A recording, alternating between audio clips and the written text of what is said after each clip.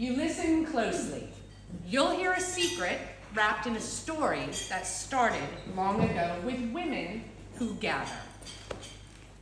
There have always been women who gather, sometimes for tea, in well-appointed rooms, dripping with drapes and expensive rugs and an extensive array of bric-a-brac. There's nothing salacious about tea, of course, though it's occasionally spicy. Tea is hardly a secret worth spilling.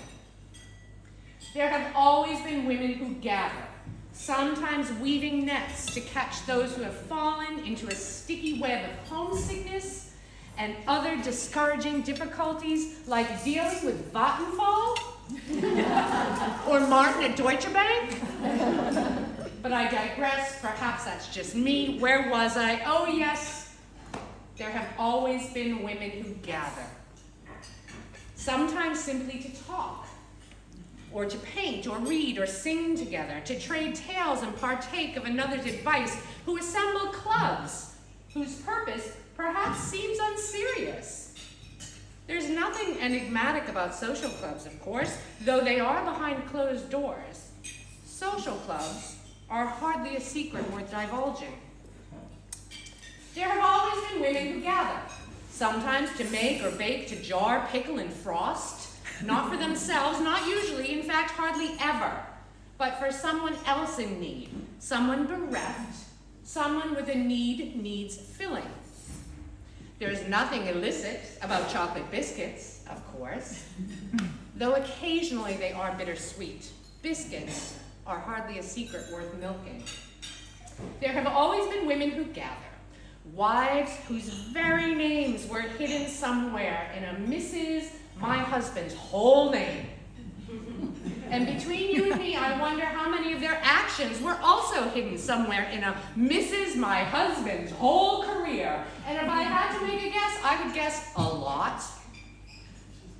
Where was I? Oh yes, the women. There have always been women who gather. Gossip. Not in secret societies with complicated handshakes and code words like mincemeat or jellyfish, but in the plain light of day on broad avenues, who pass a cheery greeting from one side to the other, or so it seems. Sometimes it is less about calling card appointments and sewing circles as much as running a resistance cell to staunch the rise of fascism. Huh. I bet you didn't expect that turn, though we do that too, we women. We gather, hide unexpected things in loaves of bread, and tied up in the hem of unsuspected skirts, information in whispers and spied upon plans. That one actually was a secret. There have always been women who gather in countries in which they were not born, who prop each other up. And did I tell you about the time when I was all alone on a foreign shore without a tongue to speak the words I heard around me and knew no one except Martin at Deutsche Bank? I met a gathering of women who took me in, who surrounded me with something like a village, something like home. There is nothing covert about community, of course, though it's almost always undervalued. Community is hardly a secret worth revealing.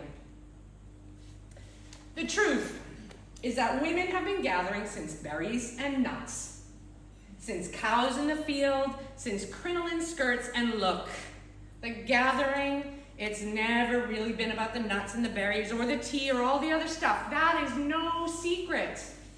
There are women in this room who gather, who work without pay, without recognition, without anything but the knowledge that someone else will benefit, that someone else will find a way out of their web of homesickness and other discouraging difficulty. These women gather in one another's homes, invited not for tea or scones or knick-knack bric-a-brac, not for grand pianos or exquisite rugs or cookbooks, or even hidden information whispered from ear to ear. Okay, maybe sometimes that.